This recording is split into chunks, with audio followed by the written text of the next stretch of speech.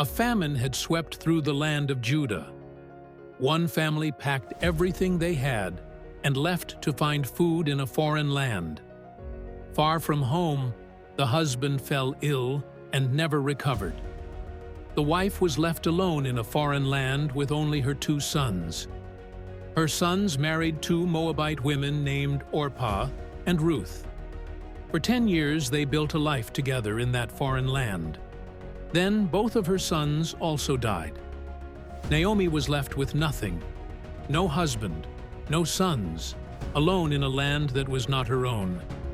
Naomi told her daughters-in-law to go back to their own families. She had nothing left to offer them. She only wanted them to be happy.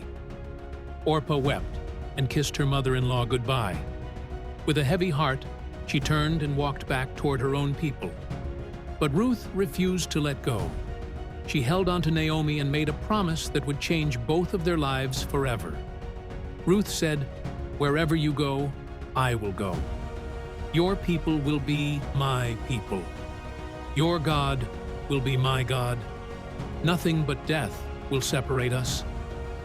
Together, the 2 women walked all the way to Bethlehem. They arrived just as the barley harvest was beginning. The women of Bethlehem were overjoyed to see Naomi return. But Naomi told them, "Do not call me Naomi. Call me Mara. The Lord has dealt bitterly with me." Even in her pain, Naomi knew it was the Lord who had allowed all of this, and it was the Lord who would restore her. Ruth asked Naomi if she could go and gather leftover grain in the fields. She was willing to work hard to provide for them both. That field belonged to a wealthy and honorable man named Boaz. He was a relative of Naomi's late husband. Boaz noticed Ruth working in his field. He told her to stay close to his servants and drink freely from his water jars. She was overwhelmed by his kindness.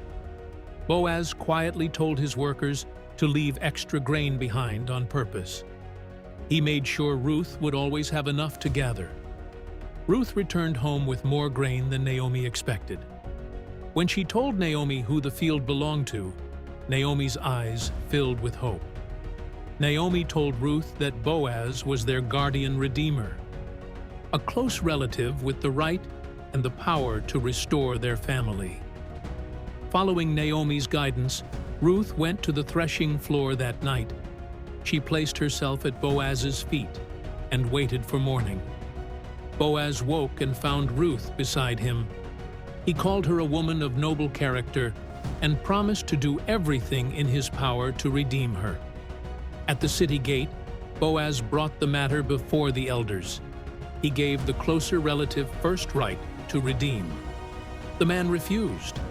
In the custom of Israel, the man removed his sandal and handed it to Boaz. It was done. Boaz had the right to redeem. Boaz declared before all the witnesses that he would take Ruth as his wife and restore the name of her deceased husband. The people cheered as one. Boaz and Ruth were married. The whole village celebrated. God had brought 2 faithful people together through loyalty and love. Ruth gave birth to a son. She placed the baby in Naomi's arms. The emptiness that had filled Naomi for so long was finally gone. The child was named Obed. He would become the grandfather of King David. God had taken a story of loss and turned it into a legacy that would last forever.